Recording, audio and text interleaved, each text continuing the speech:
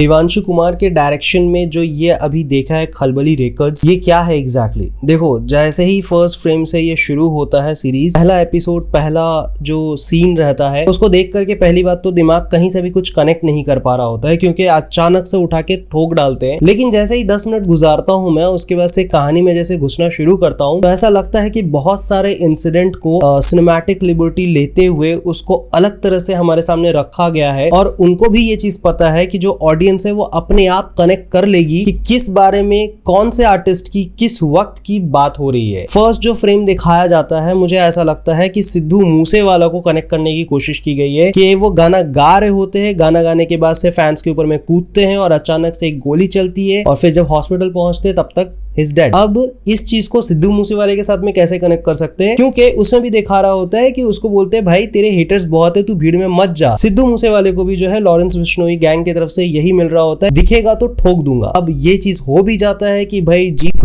करके उड़ा देते हैं। तो बिल्कुल अगर उसी चीज को कनेक्ट करने की कोशिश की जाए तो इसमें बता रहे होते हैं कि देख भाई तेरे को बहुत ज्यादा हेट कमेंट आ रहे हैं, बहुत ज्यादा धमकी आ रही है, लेकिन मौज जो कैरेक्टर है यहाँ पे वो कहता है कि नहीं, मुझे पता है मेरे फैंस मुझे बचाएंगे, तो मैं फैंस के लिए फिर से जाना चाहता हूँ, वो मेरा इंतजार कर रहे हैं। गाना गा रहा होता है और बंदे के ऊपर में गोली चल जाती है। ये एक पार्ट है पूरे कहानी का, ये एक पार्ट है जिसको मेन बेस बना करके पूरे के पूरे 6 एपिसोड लिखे गए हैं, इस पूरे सीरीज को लिखा गया है। The best part of the series के ये आपको म्यूजिकली कनेक्ट रखता है। अब तक मैंने बहुत सारे सीरीज देखे जो कि म्यूजिक के ऊपर में होता है, म्यूजिक आर्टिस्ट के ऊपर में होता है, ये सिर्फ एक आर्टिस्ट के ऊपर में होता है और उस तरह से कनेक्ट नहीं कर पाता है। पर इस सीरीज के अंदर में जितनी भी चीजें दिखाई जा रही है, जितनी भी चीजें सुनाई जा रही है, जो रैप है, जो सॉन्ग है, वो सब के सब आपको कनेक्टेड रखता है। यहाँ तक कि आपके बैकग्राउंड में रैप चल रहा होगा, सामने में लिरिक्स को प्रॉपर्ली रखा गया ताकि आप उस लिरिक्स को पढ़ करके कनेक्ट कर पाओ कि एग्जैक्टली आर्टिस्ट क्या पहुंचाना चाह रहा है। तो ये बात अलग थी।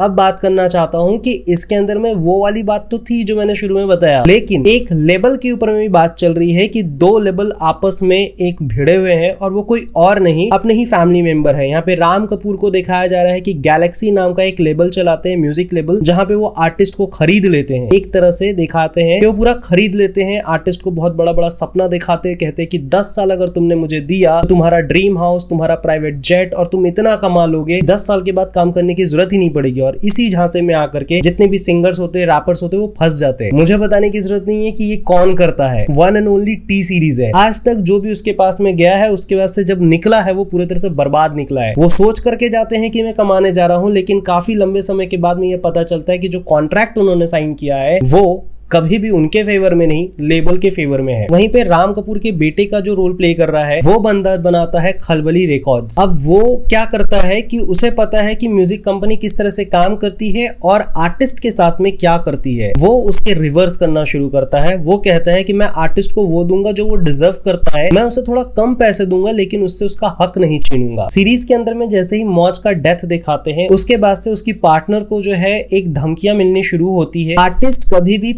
पर्सनल प्रॉपर्टी नहीं हो सकता, वो मर गया तो क्या हुआ, उसके गाने मुझे चाहिए, उसके फैंस रो रहे हैं और यही तो वक्त है उसके जितने भी दर्द है उनको मिटाने का, मुझे मौज का गाना दे दो। कुछ और पार्ट पे भी रोशनी डालना चाहूंगा कि जिस तरह से एक एक लोगों को उठाया गया है उनके रोल के हिसाब से कि ये वाला बंदा रहेगा, ये हरियाणा से रहेगा, ये पंजाब से रहेगा, ये उसके जैसा दिखना चाहिए, या फिर ये स्ट्रीट में फ्री स्टाइल रैप करता है तो इसको कहाँ से उठाना है। जो लोगों को बार बार शाबजी शाबजी करके बोलते हैं, उसका जो रैप है कि तू पहले बोलता था मुझे शाबजी, अब मैं तेरा साबजी। भाई रैप एकदम वर्ड के साथ में जो बैटल होता है ना वो प्रॉपर है, और जो पिकअप किया गया है एक एक लोगों को, इससे पहले तो मैंने नहीं देखा भाई, सब नए लग रहे थे और जो भी थे एकदम जबरदस्त थे। कुछ लोग थे जो बड़े बड़े नाम जैसे कि टशन हो गए, मौज हो गए, उसके बाद से 1-2 और हैं, उन लोगों को ऐसा नहीं कि नहीं देखा है, पर उन लोगों को जिस तरह से काम निकलवाया है डायरेक्टर ना, that was the best thing. तो हाँ, इन सारी चीजों के बारे में बात करना जरूरी था। ज्यादा बिना स्पॉइलर दिए हुए बस इतना बता दे रहा हूँ, एंजॉय करो, देखो और देख करके समझो कि कैसे क्या होता है। अगर आपको इंटरेस्ट इन सारी चीजों में नहीं है तो ये आपके लिए पूरे तरह से बोरिंग होने वाला वाला है और सर के ऊपर से जाने वाला है। कुल मिलाकर के इतनी सी बात है कि आपको आर्टिस्ट और लेबल के बीच में क्या रिश्ता होता है, कौन सी पॉलिटिक्स चलती है, किस तरह से आर्टिस्ट बर्बाद होते हैं और किस तरह से लेबल उनको बर्बाद करना चाहता है। एक समय के बाद में जब आर्टिस्ट काम का नहीं रहता तो क्या होता है, ये सारी चीजों को इस सीरीज के अंदर में डालने की कोशिश की गई है और मैं जितना जान पाया हूँ ये एक अच्छी कोशिश है। और इससे पहले भी बहुत सारे लोगों को पता होगा कि एग्जैक्टली लेबल किस तरह से काम करता है, एक सिंगर, एक आर्टिस्ट जो होता है वो लेबल के पास जाकर के किस तरह से शेयर अपना लेता है और देता है, यही सारी चीजें हैं। सो ओवरऑल अगर कहा जाए तो ये सीरीज एक तरह का आई ओपनर है। अगर आप आर्टिस्ट से प्यार करते हो, अपने फेवरेट आर्टिस्ट के बारे में जानना चाहते हो, तो यहाँ पे आपको सारी इंफॉर्मेशन मिलेगी विथ थोड़ा मसाला, थोड़ा चटकदार और ज्यादा भी एग्जैजरेट करके भी बताया जा रहा है। एक चीज से बस मैं परेशान हूँ कि पता नहीं क्यों हर जगह पे LGBT वाला एंगल क्यों डाल देते हैं और क्या मतलब होता है। मतलब आर्टिस्ट है तो ड्रग्स लेगा ही, LGBT में भी इन्वॉल्व होगा, उसको जो है हर चीज में अपना एक नेगेटिव वे रखना और नेगेटिव तरीके से दिखाना, पता नहीं क्यों। ठीक है, ओवरऑल अगर कहा जाए तो हाँ, मेरे हिसाब से ये 6 एपिसोड जो आप देखने वाले हो ये वर्थ इट है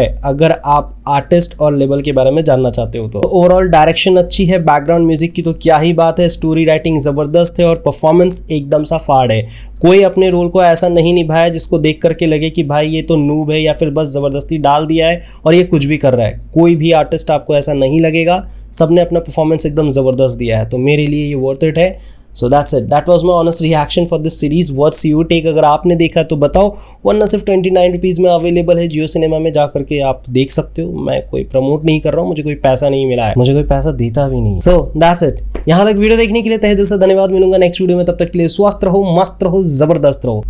बर्लिन का क्या सीन है यार, देखने के लिए बैठा हूँ, दिख ही नहीं रहा है, बस कमिंग सून लिखा हुआ रहा है भाई। 13 तारीख 12 तारीख के